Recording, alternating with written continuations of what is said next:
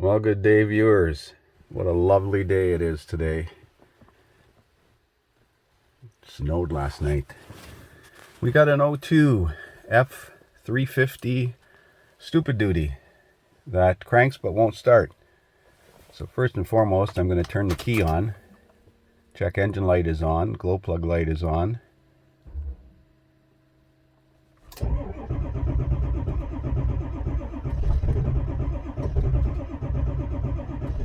It's making an attempt to start. Let's have a look at some data parameters. Well, I wonder what's in this thing. I see a couple of computers sitting here on the floor. So I'm just going to look and see if there's any memory codes in this thing to begin with.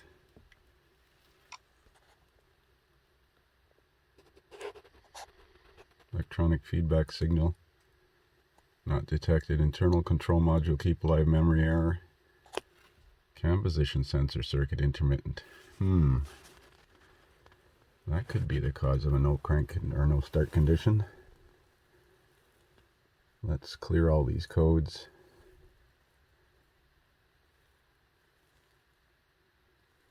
I do have a record of it.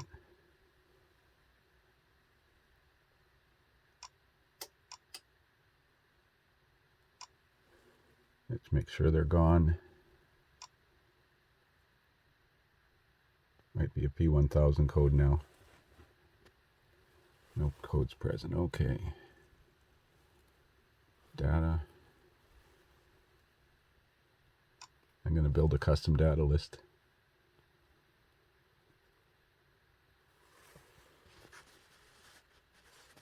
So we want to pick engine RPM, barometric pressure sensor,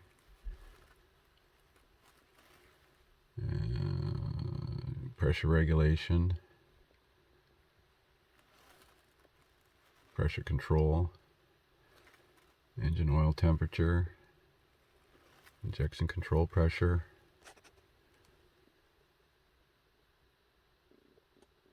I don't see cam. Let's check VREF and VPower. Injection control pressure regulation percentage, intake air, temperature and voltage. And let's look at a list. Watch your RPM. Oh shoot, I think I hit. Damn. I hope I don't have to build that custom list again. I hit back by accident.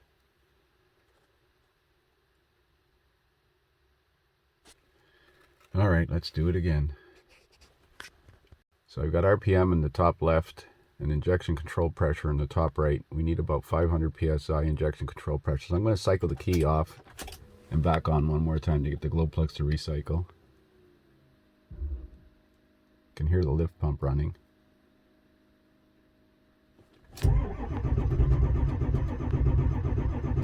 We got oil pressure at 2300.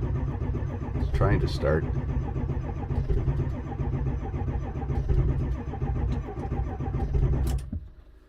And it's not oil pressure problem. We got RPM.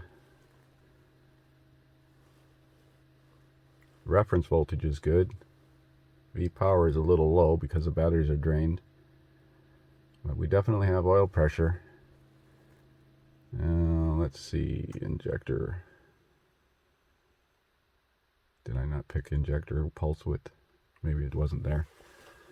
Well, I'm going to see if these fault codes came back. I'm going to save this recording. See if that cam fault code came back.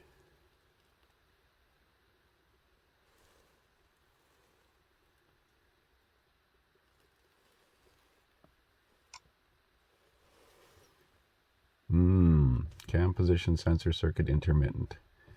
Well, the cam position sensor is used to identify where number 1 is, and if it can't identify where number 1 is, it may not be able to start the firing sequence correctly.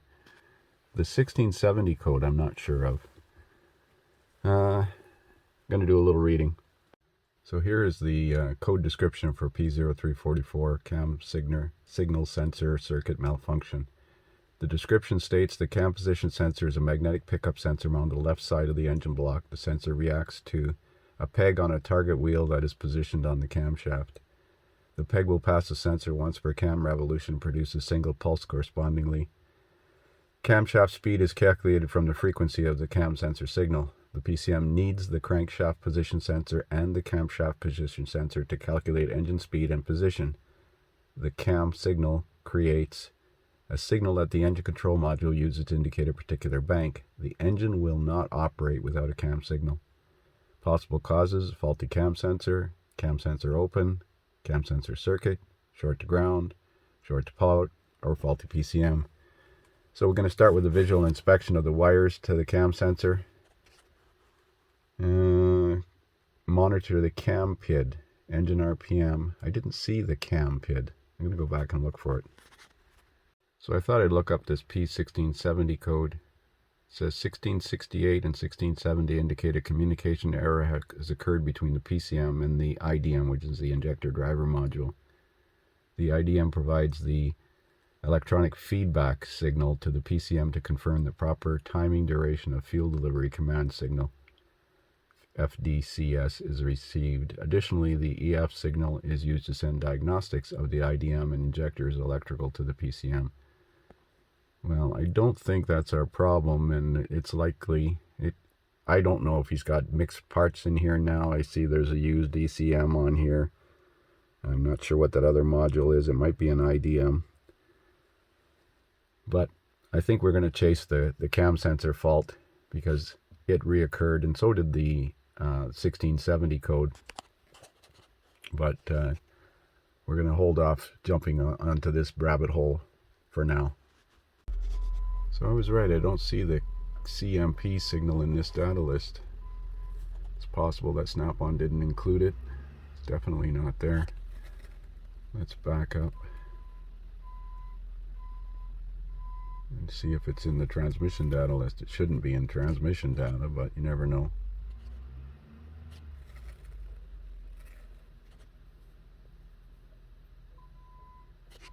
Usually they're laid out in numerical order, but I don't see that. Well, we're going to have a look at the cam sensor. So according to the component level testing in the Snap-on Veris Edge here, it says that this is a 3-wire Hall effect sensor, yet in the troubleshooter information it mentioned it was a magnetic pulse generator.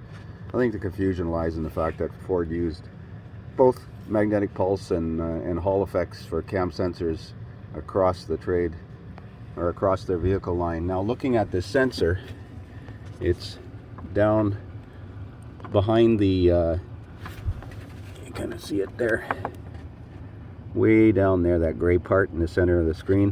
And I got the wire connector unplugged, and it is a 3-wire sensor, so that makes it a Hall effect sensor.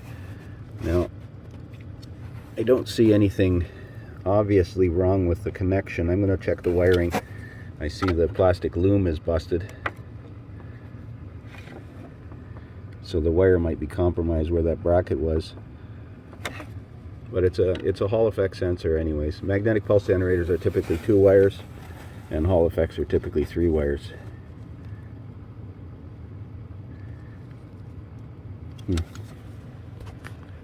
So there's the cam sensor removed. You have to remove the timing pointer bolt, and it's got like a fork that holds the cam sensor in. It wasn't stuck in there too bad. I did have one casualty though. I had to take the lug wrench off, and the stud broke here. Moved the overflow bottle out of the way, and I took the serpentine belt off and the serpentine belt tensioner off of this corner, so I had more room to reach down there. I tried getting it from underneath, but it's way too far up to reach. Maybe on a hoist you might be able to do it, but laying on the ground it wasn't too pleasant. So I'm going to plug this sensor in and turn the key on and measure some voltages out of the sensor. Well, this is going to be pretty hard to show you out here in this daylight. I'm looking at the cam signal, and if I put a piece of metal, I've got a universal breakout harness in here. If I put a piece of metal in front of the sensor, it goes to 11.4 volts. Take the metal away, it goes to 0. So the wiring is good. I can't see anything wrong with the wiring. Now the sensor is working right now. No, it's not. There it goes.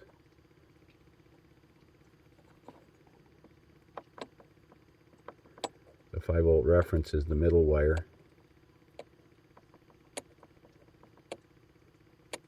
Sometimes it doesn't switch. There it goes. I'm going to call the cam sensor. Hopefully it's not a damaged reluctor tooth or something inside there. I'm also going to look at case histories and see what else is common. So there's the new cam sensor from Ford. I prefer the use of OEM sensors. There's a part number if you're interested. We're going to put this in, see if we can get it running, put some dielectric grease on the seal and on the connector, see if it'll start.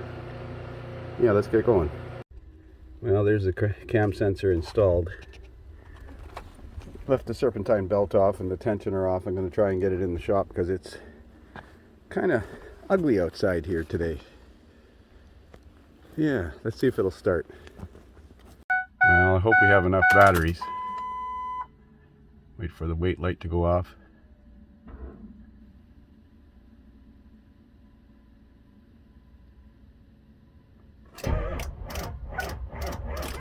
Now I gotta get a booster. Okay, we'll try take 2. Got a booster battery hooked up to the...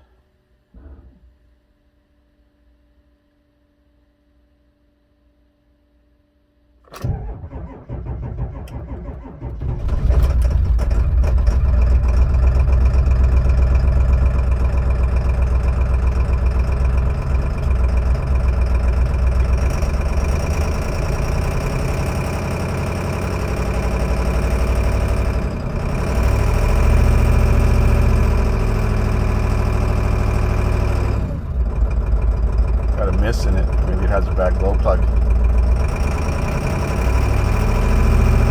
It's about -4 Celsius today. See, the check engine light is still on.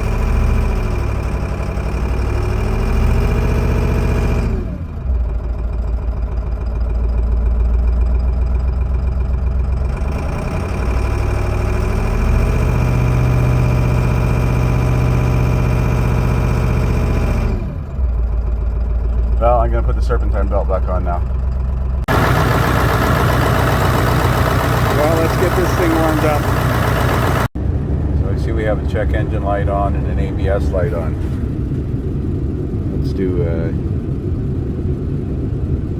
automatic transmission with AC, codes menu, memory codes. I don't think I cleared that cam sensor code.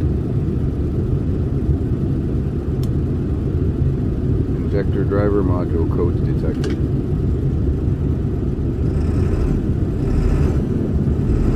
It's got a miss.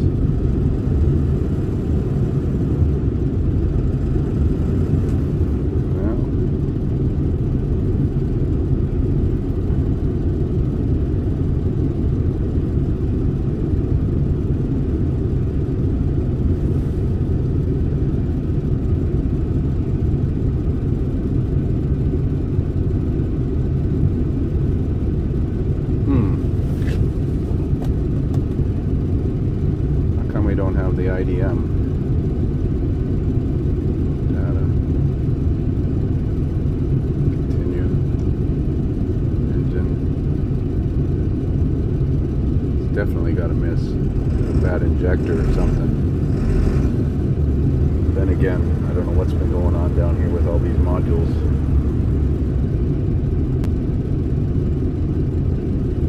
Yeah, I'm gonna look around. I'm doing a cylinder balance test. It's definitely missing.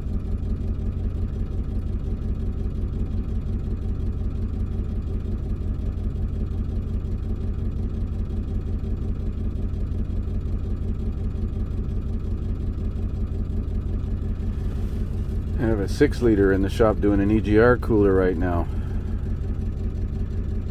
I need gaskets for it, unfortunately.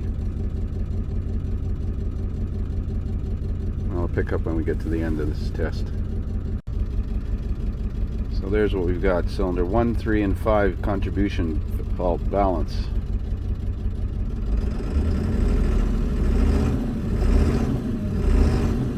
It's definitely rough. Well, I fixed the starting problem.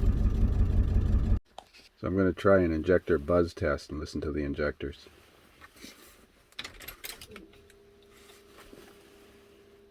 AC is off.